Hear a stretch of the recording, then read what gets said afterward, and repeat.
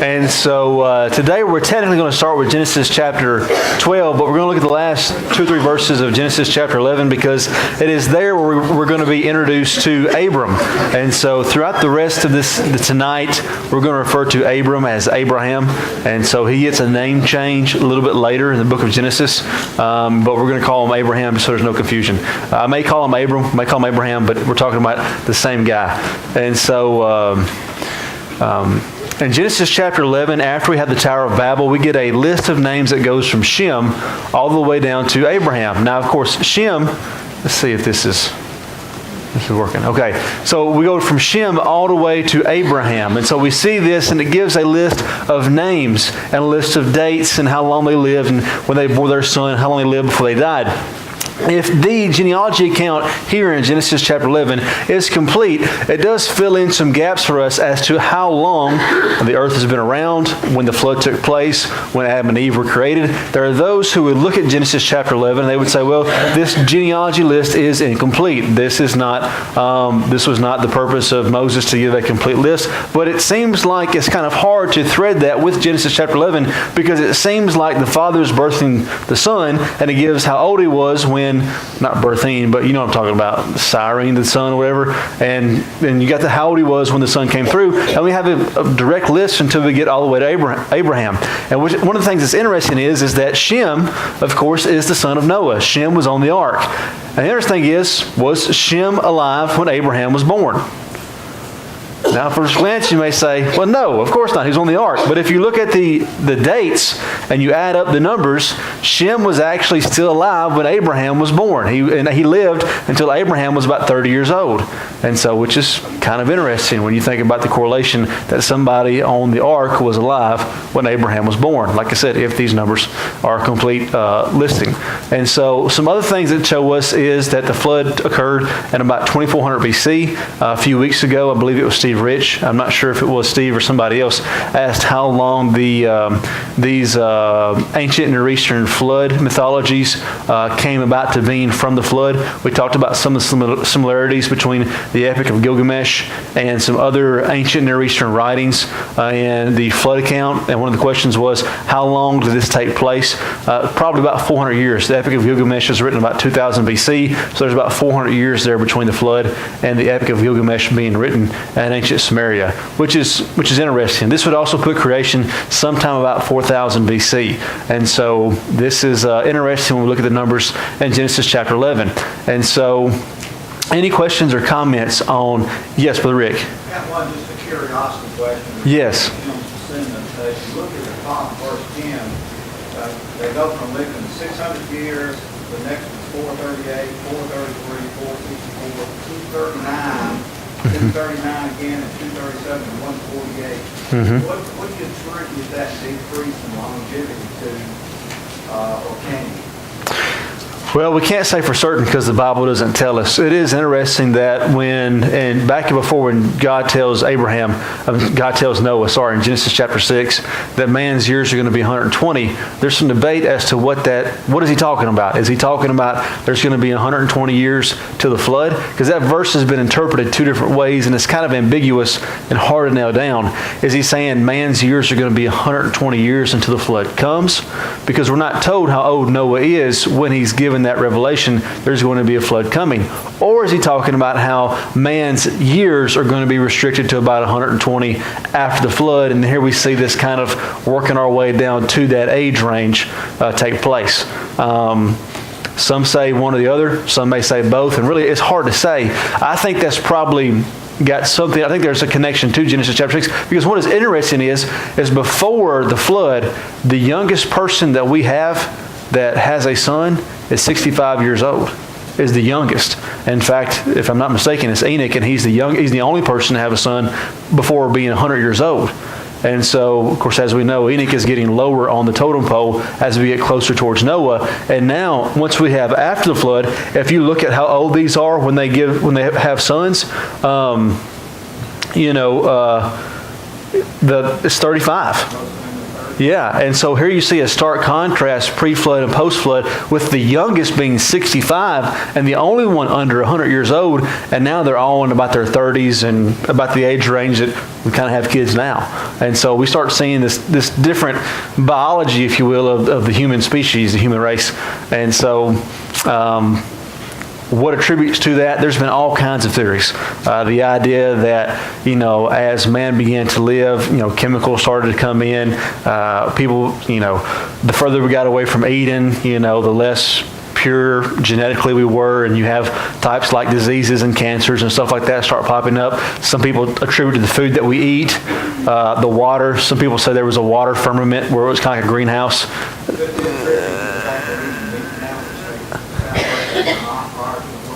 That's what the vegans will tell you. And so, seriously, like that's what they'll tell you. And so, honestly, it's a good question. It's a good question. And the only question is that if it is the meat, were they eating, how long did it take for that to affect the body? Were they eating more meat, in the seventh generation from the flood as opposed to the third generation? Or did it take time genetically to get into? There's all kinds of questions, and honestly, I just don't know. It's a great question. I just don't have a great answer. But it is, when you look at the numbers, it is interesting. The ages do go down significantly. Great question. God allowed them to live that long to replenish the earth, possibly? That could be a thought. That's as good as a thought as any. And if you couldn't hear Brother Ed, it said perhaps they lived that long to replenish the earth. And I think that's probably part of it. I can't definitively say that's correct because the text doesn't definitively say that's correct. But I think that is a good thought. Miss Susan. I wonder if the Lord anticipated enjoying man's company so much he let him live a long time, and after he found out he was bad at him, going to get rid of him, they did a shortcut. Maybe so. It's like when you get married, to death do us part, right? There's a preacher who used to have a joke, and he said, I would never, even consider divorce. Murder maybe, but not divorce. So not a very funny joke, I guess. I don't know. I guess depends how funny it is how mad you are. So, good questions. Any other questions or comments? Abraham is from Ur. Now, there are some questions as to where Ur is from. It's called Ur of the Chaldeans, which Chaldeans is a name used for the Babylonians several times in the Old Testament. Some have said it can't be this because it's too far away, because this is going to be around Ur. This is going to be around in towards like ancient Samaria. This is going to be at least 500 miles away from Canaan. That's just too far for people to travel in the ancient world. But we know in the ancient world that people did travel this far for numerous reasons. And so just to say that, most people in the ancient world didn't travel 500 miles in their lifetime. My family is not very high achievers. My family's been in Robertson County since 1790s, which means we've been in the same county for 220 years. We've been on the same farm, not even the same county, the same farm. And so, but if someone looks back and says, well, this family here hasn't moved more than, 3 miles in 200 years, most people don't move more than 3 miles. Well, that's not true, because in that same amount of time frame, we sent people to the moon. So just to say most people didn't do that. Well, most people still live and die within like 30 miles of where they're born. But if I ask for a show of hands of how many of you are away from 30 miles from where you're born, there are probably quite a few of us in this room that would have to do that, even though the statistic still stands that most people live and die 30 miles from where they're born. And so just because most people didn't travel 500 miles in the ancient world doesn't mean that people don't travel 500 miles in the ancient world. Does that make sense? So the idea of, well, most people didn't do that doesn't mean nobody did that in the ancient world. And so Abraham's call. If you want to, let's go ahead and let's read verses 1 through 9 of Genesis chapter 12. Now the Lord said to Abram, go from your country and your kindred and your father's house, the land that I will show you, and I will make of you a great nation. I will bless you and make your name a great, so that you will be a blessing. I will bless those who bless you, and him who dishonors you I will curse, and in all the families of the earth shall be blessed in you. So Abraham went as the Lord had told him, and Lot went with him. Abram was 75 years old when he departed from Haran. And Abram took Sarah his wife, and Lot his brother's son, and all their possessions that they had gathered, and the people that they acquired in Haran. And they set out to go to the land of Canaan. And when they came to the land of Canaan, Abram passed through the land to a place called Shechem, to the oak of Moreh, at the time of the Canaanites were in the land. The Lord appeared to Abram and said, to your offspring I will give this land. So he built there an altar to the Lord, that he appeared to him. And from there he moved to the hill country on the east of Bethel, and pitched his tent, with Bethel on the west and Ai on the east. And there he built an altar to the Lord, and called upon the name of the Lord. And Abram journeyed, and still going toward the Negeb. And so we're introduced to Abraham and his wife is said to be barren. Now this is the worst case scenario for a woman in the ancient world. A woman's entire identity was wrapped up in her usefulness. And in the ancient world, a woman's usefulness was tied to her ability to produce offspring, especially sons. In fact, most of the time in nomadic culture in the ancient world, people did not marry for love in the ancient world. It was extremely rare. And so we are very blessed today to be able to choose whom we want to marry based upon personality, based upon whom we love emotionally. But in the ancient world, it was more like a business transaction. And so oftentimes, especially in wealthy families like Abraham would have had his tent, Sarah would have had her tent. Abraham would have spent most of his time with the boys. Sarah would spend most time with the girls and her servants. And so it was a very different situation in the ancient world. Even in fairly recent times, when you talk about monarchs in just a few hundred years ago, you would have like the man's wing of the castle and the woman's wing of the castle. They had their own separate wings, and so it was more like I said, a business transaction. And so Sarah is barren. As we said before, the ancient city of Ur is probably somewhere around ancient Samaria. And then God calls Abraham. And just like in our devotional tonight, we talked about the importance of faith and the idea that Abraham is called the father of the faithful because Abraham is called to go to a place that he's never seen. He has no inclination of what this place looks like, where he's going. God just says, I'm going to send you to a place. Let's go. And he has to pack up his family and everything that he has, and he's got to leave.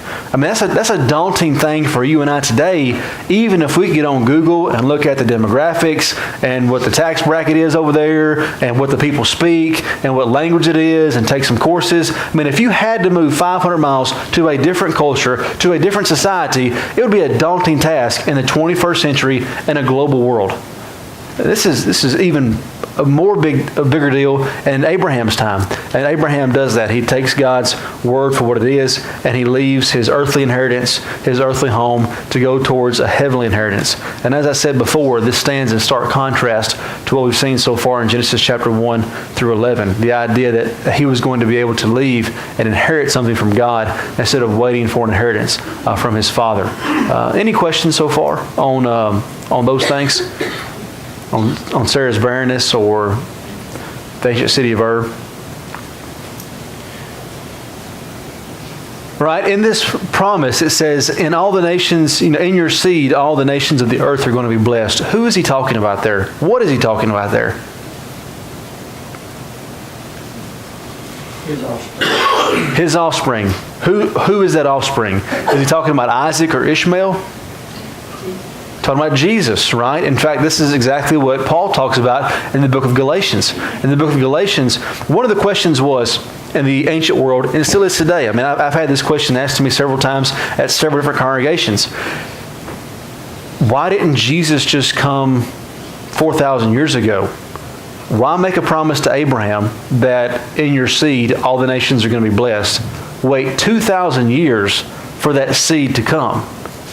And then have 1,600 years of the old law in between that time frame, and then Jesus comes, he dies on the cross. Colossians 2:4 says that the old law is no avail to us anymore, and now we have a new law. Why was there even an old law? Why did we have to have 2,000 years stopgap between Abraham and Christ? Why couldn't he just come then? And so we're not the first people to ask that question. There were Jews in the first century asking that question. And if you read the book of Galatians, that's what Paul focuses on throughout most of the book. And in Galatians chapter 3, verses 8 through 9, he says, "And the scripture foreseeing that God would justify the Gentiles by faith, preached the gospel beforehand to Abraham, saying, In you shall all nations be blessed. So then those who are of faith are blessed along with Abraham, the man of faith." And then you skip down to Genesis chapter 27 through 29, and this is why this passage is so important.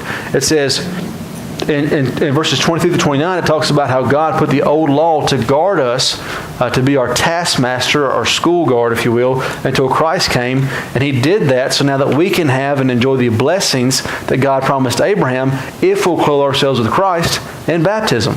And so Galatians chapter 3, Paul is looking back 2,000 years from his standpoint, 4,000 years from our standpoint, talking about how through Christ this promise has been fulfilled and what the role of the Old Testament was in that fulfillment. And so here you can see the foreshadowing. It's interesting here that Paul says that God did what to Abraham? In verses 8 and 9. Who was the first gospel preacher?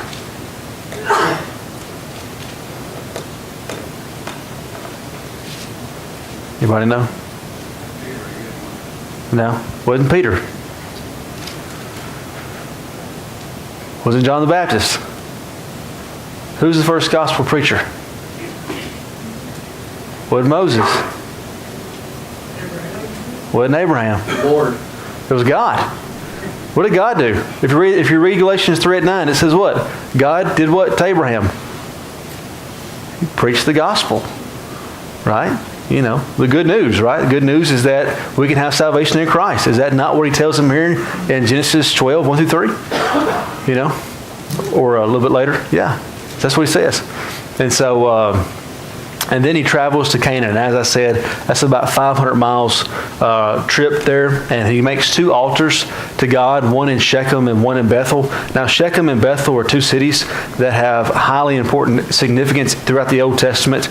And so Shechem would be where the tabernacle would reside for several hundred years. It's between Mount Ebal and Mount Gerizim. This is where the Samaritans would build a temple to God on Mount Gerizim. There was a split between the Jews and the Samaritans. The Samaritans went back to Mount Gerizim. They said, this is the last place the temple. This is the last place the tabernacle was. David brought the tabernacle from Shechem to Jerusalem without God's approval. And so we're going to go back and we're going to build the temple on Mount Gerizim. Now, Jesus would tell them in John chapter 4 they were wrong for doing that. But it's a highly significant city in the Old Testament. Also, Bethel is going to be a very important city in the Old Testament. Bethel is from 2 words, Beth and El, meaning house of God. House of God. Like Bethlehem, it's from 2 words, house of bread. Beth meaning house and Lechem meaning bread. And so it's a very important city. This is going to be where when Jacob is fleeing his brother Esau, he's going to go and he's going to have a dream. He's going to see the ladder. Jacob's ladder, angels ascending and descending. He's going to build an altar there and call it Bethel. He's going to go live with his father for about 14 years. He's going to come back. He's going to be scared because he's going back to see Esau. He's going to get right back to this altar to Bethel, and he's going to have a vision. And there he's going to see God's going to reassure him. And so, unfortunately, Jeroboam, the first king of the divided kingdom of Israel, is going to set up a golden calf at Bethel. And so it's going to be a place of idol worship for most of the northern kingdom until it's destroyed. And so, yes. Do we have any indication that this land is flowing with milk and honey? Do we have any indication this is land flowing milk and honey? Yeah, at this time. As it was when the Israelites conquered. Not at this time, because we're told a little bit later in the next few verses that when Abraham gets there, there's a what? There's a famine, right? And so when Abraham gets there, it's not a land flowing with milk and honey. Now, we do know a little bit later when him and Lot get back that the land is substantially better because their flocks are growing and there's enough food for them to have their flocks. They're going to have to split up because there's not enough for both of their flocks. But as far as, was it as good as when the Israelites went in there? It's hard to know, but it was probably better at that moment than when the drought was taking place when Abraham first gets there, which is an interesting concept because God tells Abraham, I'm going to send you this land, and he goes there and he travels 500 miles and he gets there, and guess what? There's nothing. There's no green. and he's got to go down to Egypt in order to provide for him and his family. And so pretty interesting. Good question. In fact, such a good question. Why don't we go ahead and let's look at that. Here's a picture, as you can see. You're going to see where Abraham's journey would have started. He then goes north around the Fertile Crescent. A lot of that area in between is deserted or desert. And so he goes up to Haran, which is going to be towards the top. And then you're going to see that's where he goes down to the land of Canaan. He gets there. You can see Shechem and Bethel. There's nothing there. And so then he goes down into Egypt, stays there, and then he goes back to the land of Canaan. And so you can see there on that map. Verses 10 through 18, we're going to see that he goes down to Egypt. Now there's a severe drought. And let's see here, our time's sake. We can read that. We can read 10 through 18. Now there was a famine in the land, so Abraham went down to Egypt to sojourn there, for the famine was severe in the land. When he was about to enter Egypt, he said to Sarah his wife, I know that you are a woman beautiful in appearance, and when the Egyptians see you, they will say, this is his wife. Then they will kill me, but they will let you live. Say you are my sister, that it may go well with me because of you, and that my life may be spared for your sake. But Abraham entered Egypt. The Egyptians saw the woman was very beautiful, and when the princes of Pharaoh saw her, they praised her to Pharaoh, and the woman was taken into Pharaoh's house. And for her sake he dealt well with Abram, and he had sheep, oxen, male donkeys, male servants, female servants, and camels. But the Lord afflicted Pharaoh and his house with great plagues because of Sarah, Abram's wife. So Pharaoh called to Abram and said, what is this that you have done to me? Why did you not tell me that she was your wife? Why did you say she is my sister, so that I took her for my wife? Now then, here's your wife, take her and go. And Pharaoh gave men orders concerning him, and they sent him away with his wife and all that he had. And so there's a severe drought that takes place. Archaeologists have said that there's evidence of there being a severe 300-year drought in the land of Palestine about this time. Now, 300 years is a long time, and so we don't know if the drought was just substantially wrong, or there was a 300-year period of time where there just wasn't as much rainfall as typical in this part of the world. But evidently, they had to go down to Egypt. Now, Egypt is not as susceptible to drought as Palestine. Does anybody want to know, have a guess why? They have a secret weapon. No. The Nile River, right? The Nile floods annually. And so that deposits the very rich soil and helps act like kind of like ancient fertilizer, I guess you will. And so Egypt was known as like the breadbasket of the ancient world. And so they kind of had a fail-safe in times of famine. And so they go down here because they need food and substance for their livestock and for their families. And so they get there, and Abraham's afraid because Sarah, his wife, is beautiful, and he's afraid they're going to kill him. Why does he say, let's just tell everybody that I'm your brother? Why would that protect him? Why would that keep somebody from killing him? He's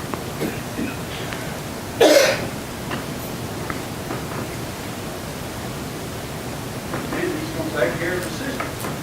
Do what? He's going to take care of the sister. Yeah. Why would him pass himself off as her brother give him more protection than him being her husband? Because if they wanted her, they would not kill him.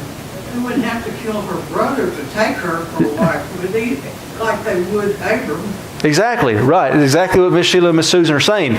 If they're married, well, she's kind of off the table, right? I mean, but if he's her brother, then if somebody wants to take Sarah for their wife, they've got to go to the man of the family and haggle and give a price, which is why we're told that when Pharaoh takes Sarah, he gives him a whole bunch of stuff, right? Now, we don't know if Pharaoh would have killed, Abram if it was his wife. Pharaoh says he wouldn't have done that. But he does get a pretty good deal out of the situation. He gets a whole bunch of stuff. He gets his wife back. They get sent out of the country of Egypt. And he leaves Egypt with his wife and a whole bunch of stuff. So, I mean, hindsight 2020 worked out okay. Now, we're not told in the text that God ever told Abraham that he should go to Egypt during this famine. But at the same time, we're not told that God didn't tell him to go to Egypt. So there's a lot of the story here that we don't know about. But if you look at Genesis chapter 12, God gives a promise to Abraham. And so we have this idea of covenant. The entire book of Genesis is completely concerned about one thing. And what is that one thing? That ain't Abraham. That ain't creation. His offspring. The covenant tied to his offspring. That's the one thing. Right? That's the main thrust of Genesis. And not only is it the main thrust of Genesis, it's the entire thrust of the Old Testament. Right? That covenantal promise to Abraham, and that covenantal promise and its successes and when it's coming in jeopardy. And so when we get to Genesis chapter 12, we see this covenantal promise, and they get to Canaan, but now the promise is in jeopardy because not only is Sarah barren, Canaan's barren. So they go down to Egypt, right? And now the covenant is in jeopardy because Sarah has been taken. And so you see this ebb and flow of how this covenant, how God, through His providence, keeps this covenant promise alive with Abraham, with Isaac, with Jacob, through all these obstacles and all these things. I mean, when Joseph goes down to Egypt, you see God's hand at work because he's keeping His promise that God is going to keep this covenantal promise that all the nations of the earth are going to be blessed through the seed of Abraham. And so that's what the focus is. And that's why we can ask questions like, why don't we have more detail? Like, why don't we have more detail about the Tower of Babel? Why don't we have more detail about this transaction between Abraham and Pharaoh, about Sarah and what took place? We don't understand because honestly, that's not really the purpose of the text. The purpose of the text is to show us how the covenantal promise was able to supersede these obstacles and these times where it became in jeopardy. And so it's interesting when we see this text in light of that. And so God strikes Pharaoh's house with a disease. We're not told what that disease is, but they find out that it's because Sarah is actually Abraham's wife. He didn't really technically lie, I guess you'd say, because Sarah was his half-sister. And so, but Pharaoh gives Sarah back and says, get out of here, basically. We're taking this guy to the county line and we're dropping him off, and he's got to get out, right? So they didn't have counties back then, but it's the same thing. Okay. Any questions over what takes place here? I wonder why he didn't ask God to help him through that situation instead of lying about it. It's interesting because this takes place 3 times. Right? It takes place in Genesis chapter 12, it takes place in Genesis chapter 20, and then it takes place in Genesis chapter 26. Twice with Abraham and then once with Isaac. And so where a patriarch lies about his wife being his wife because they're afraid. Isn't that a lack of trust in God? I think so. Yeah, I think we see this. I think you see a character change between Genesis 12 with Abraham and Sarah and Pharaoh, and then you get down to Genesis chapter 22. I believe it's 22, where you have Isaac and Abraham and the sacrifice. Because, like we were talking about on Sunday, and the character transition for guys like Peter. I mean, Abraham was probably raised as a polytheist, and now Yahweh speaks to him personally. He's probably been raised worshiping false gods. He goes down, he leaves. I mean, that takes some faith right there, but you see this struggle between faith. I mean, in a few chapters later, you're going to see that Abraham and Sarah take matters in their own hands about having a son. And then God tells him this isn't the son of promise, and Abraham is going to haggle with God and say, please let Ishmael be the promised son. Just accept him. God says no. And so, but I think you see this growth of faith take place in the life of Abraham. So I think you're on something there, Brother Ed. Sometimes God, I look at it like a test to refine us. Yeah. We deal with that every day. Yeah. The patriarchs had their test of faith, and we have our test of faith. They didn't always pass their test. We don't always pass our test. But they got better, and their faith grows. And that's the main takeaway for us. We won't be perfect, and we won't pass every test with flying colors. But are we getting better, and is our faith and our relationship with God growing is the main thing. Good. Good comment. Good. Anyone else? And then we get to Genesis 13 and 14. And for time, we won't read that, but we did have a sermon online on what takes place here a couple of weeks ago. So I didn't want to rehash, especially for the time that we have. But they go back to the land of Canaan, and you have Lot and you have Abraham, and they're continually growing. Verse 4 says that Abraham is calling on the name of the Lord. That's obviously not a reference to sinner's prayer in the New Testament or the Old Testament, but it's an idiomatic expression talking about the daily worship and obedience that Abraham has for God. And so they're starting to grow. They're wealthy. Everything's going well until the herds get too big where they can't They can't be together anymore. They're going to have to split up. And so Abraham says, Lot, you take first choice. You can go to the east or you can go to the west, whatever you want to do. And Lot says, I'm not going east. I'm not going west. I'm not even going to stay in the land of Canaan. I'm going to, the land of Sodom. And so Lot takes his stuff, his people, his stuff. He leaves the promised land. He goes across the Jordan River, and he goes and he lives close to Sodom. We pick up a few verses later, and he's actually living in Sodom. There is a war that takes place between the 4 kings. They go down and they defeat 5 Canaanite kings. At this time, you have city-states. And so instead of having like a large country, you have city-state nations. If you're familiar with ancient Greece, similar thing here in Canaanite society. These 4 city-states are beaten up. These 5 city-states of the 4 kings are beaten up upon. Lot is taken captive as long as some other people in the land, in the city-state of Sodom and some others. And so word gets to Abraham. There's been raiders. This army came and took Lot and some other people. We need your help. So Abraham takes 318 of his warriors. The word that is used there for those men is very rare in the Bible. Maybe the only time it's ever used, to be honest with you, in the Bible. And the only real parallel we have is talking about basically mercenaries or soldiers.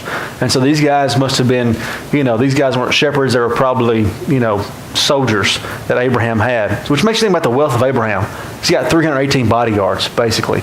And so he takes this force, he goes, looking at verse 24, it seems to me that he has probably, looking at verse 14, chapter 14, verse 24, there's 3 other guys that are mentioned. And so these men may have given troops as well, but they go, they fight against these kings, they get their stuff back, they bring the people back, and then he goes and he meets with the king of Sodom, and he meets with the king of Salem, Melchizedek. Now Melchizedek is coming from 2 words, Malach and Zedek, which means king and righteousness. And so you have the king of righteousness, and Salem means peace. Salem is also going to be Jerusalem. And so you can see Jerusalem. So you can see the same word, Salem, right there on the back of it. It seems to be that Salem was the most powerful city-state. Now, this takes place throughout the ancient world. You have city-states of similar people, and normally you have a city-state that is a little bit larger, that requires tribute from the other city-states, and they're kind of the top dog for a while. Sometimes this happens for decades, sometimes it happens for hundreds of years. If you look at ancient Greece, there were some times where the Macedonians were the power players, sometimes it was Athens, sometimes it was Sparta. Just didn't know who was going to be on top at that time. It seems like Melchizedek was probably the top dog, if you will, in that region. That is why when Abraham meets him, he gives him 10% of the spoils. Abraham doesn't keep anything for himself, but off the top, 10% goes to Melchizedek because he's probably the top king in Canaan. And so then he goes, and the king of Sodom says, Abraham, take your stuff, whatever you want. He says, I don't want anything. I've already made a covenant with God that I'm not going to gain any financial blessings from this war that I've done on your behalf. So don't worry about it. And so much has been said about Melchizedek. I remember being at a gas station one time when I was a kid, and a guy was like, you preach over at Church Christ? I was like, well, no, I'm a member of the Lord's church across the street, and I preach sometimes. He was like, who do you think Melchizedek is? Just some random guy, never seen him in my life. I was like, well, I think he's the king of Salem, in ancient Canaan by the time of Abraham. He goes, I think it was Jesus. It's like, you do? He's like, yeah, I think it was Jesus. I was like, but you should be surprised how people think it was Jesus. And I said, well, why do you think that? He said, well, Abraham gave him 10% of his stuff. And then he talked a little bit about what it talks about in Hebrews and about the relationship there and about how Jesus is a priest after the order of Melchizedek and not Aaron. And so Melchizedek was just an ancient king in Canaan. But what it's talking about is that Melchizedek, like most ancient kings, was both a priest and a king. Right? Now, under the Mosaical system in Israel, you didn't have priests and kings in one guy. You had a priest, you had a king. Right? Kings from Judah, priests from Levi. That's just how it works. Well, Jesus, his kingship predates the Aaronic priesthood and the Judaic kingship. And he fulfills both in one, just like Melchizedek did. This was not a role that only Melchizedek made in the ancient world. Most kings in the ancient world held both hats. And so that's why you see the correlation there between Melchizedek and Jesus in Hebrews. Not that they're the same guy. Any questions on anything in Genesis chapter 13 and Genesis 14? Why is why is he mentioned again in Hebrews? It's not the same guy you said? No, it is the same guy. It is the same Yeah, but the writer of Hebrews is trying to make a parallel between Melchizedek and Jesus, and about how just as how Jesus is more in tune with Melchizedek because Melchizedek was a king and a priest, unlike the Aaronic. Because in Hebrews, the danger is those Christians going back to Judaism. And the writer of Hebrews is saying, why would you want to go back to an old system where the high priest, number one, is corrupt, but it's when you can have a high priest who is a king, who's made one sacrifice once and for all time, who sat down at the right hand of the Father. Why would you want to go back to an earthly high priest, and still waiting for your king? And so it's the same guy, but he's making he's not talking about, a lot of times people want to go to Hebrews to look at about Melchizedek, when the writer of Hebrews is talking about Jesus and just using Melchizedek as an analogy for Jesus, if that makes sense. Good question. That what gets them mixed up, thinking that Melchizedek is not a human person? Well, the problem is in Hebrews it says he is without father or mother. And so people see that and that's got to be that's everybody, I'm having a son here in a couple of weeks. Everybody's got a mom and dad, right? May not have a good mom and dad, but there was somebody there to make you. I've never heard him write any pretty good preach that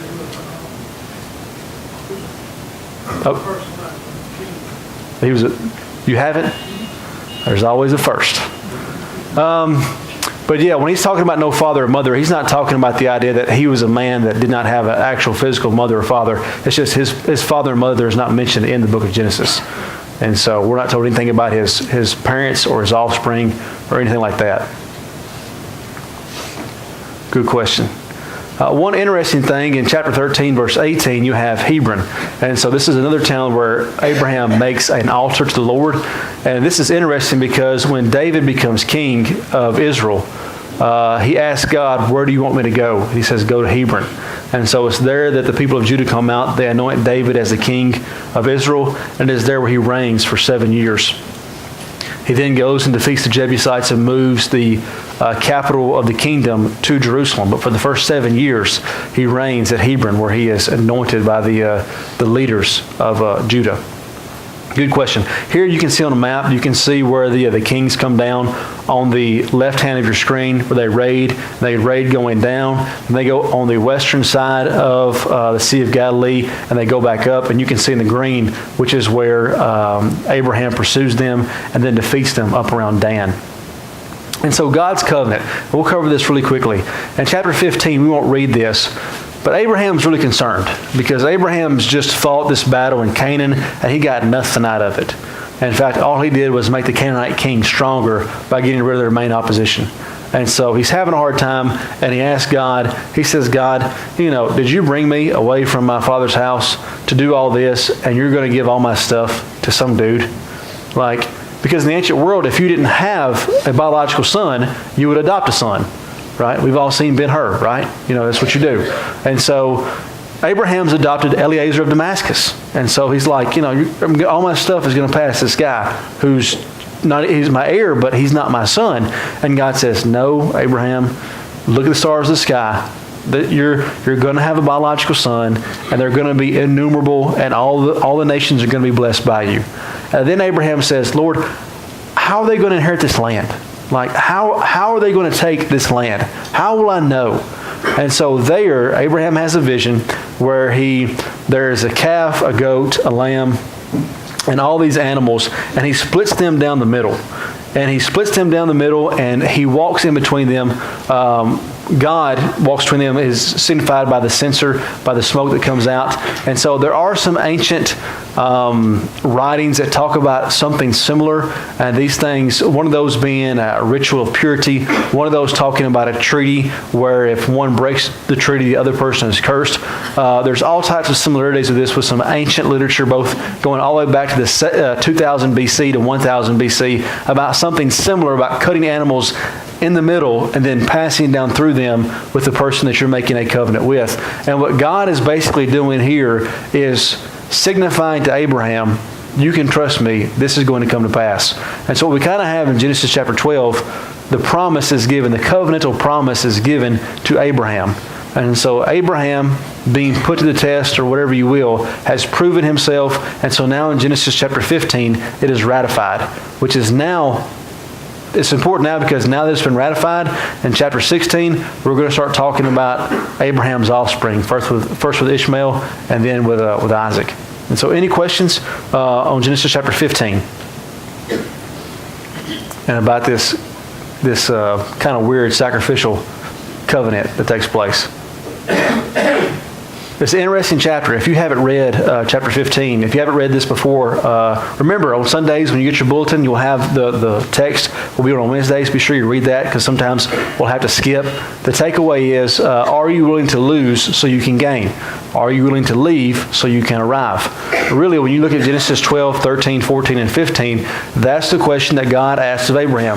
Are you willing to lose your earthly inheritance so you can gain an everlasting heavenly inheritance, an inheritance of children that you're not going to get if you stay? Are you willing to leave everything that you've known so you can arrive at a place where I will show you? And really those two questions that Abraham had to answer in his life is the same two questions that every person has to ask themselves in response to the gospel of Christ. Are we willing to lose our lives so we can save it? You know, that's what Jesus basically says. Whoever will gain his life will lose it. Whoever loses his life for my sake will gain it. Right? Are you willing to leave? Are you willing to leave sin behind? Are you willing to leave family and friends behind if you need to be? Luke 14, in order to arrive to an eternal family, an eternal blessing. And so that's a question that we can look at Abraham and to see how, he had hiccups along the way. He wasn't perfect by no means, but his faith grows throughout the narrative of Genesis, and you see him getting stronger in his relationship with God. And really that's all that God asks of us too, to start that initial journey and to grow along the way. Any questions or comments before we close in prayer? No? All right, well, thank you for your attendance and your questions and comments, and we'll go ahead and close the prayer. Dear Lord, thank you for this day and for all the many blessings you've given us. Thank you for this opportunity we have to come together as brothers and sisters in Christ and like-minded faith to study your word. We're so thankful for the covenantal blessing and promise that you gave to Abraham 4,000 years ago, that through his seed all the nations of the earth would be blessed. And dear Heavenly Father, we know that blessing is Christ Jesus, and that we can have eternal salvation through that blessing if we will clothe ourselves with Christ and if we will live our lives in such a way that mimics the faith that Abraham had in his life, being the father of the faithful. And dear Heavenly Father, as we all struggle with different trials, hardships, temptations, we ask that you would give us the resiliency of Abraham to leave those things behind and to walk after you. And dear Heavenly Father, please help us to show that faith to our brothers and sisters in Christ, to help strengthen their own faith, but also to show that faith to those who are outside of Christ, to show them that they too can have an eternal inheritance in heaven with you one day. It's in your Son's name we pray. Amen.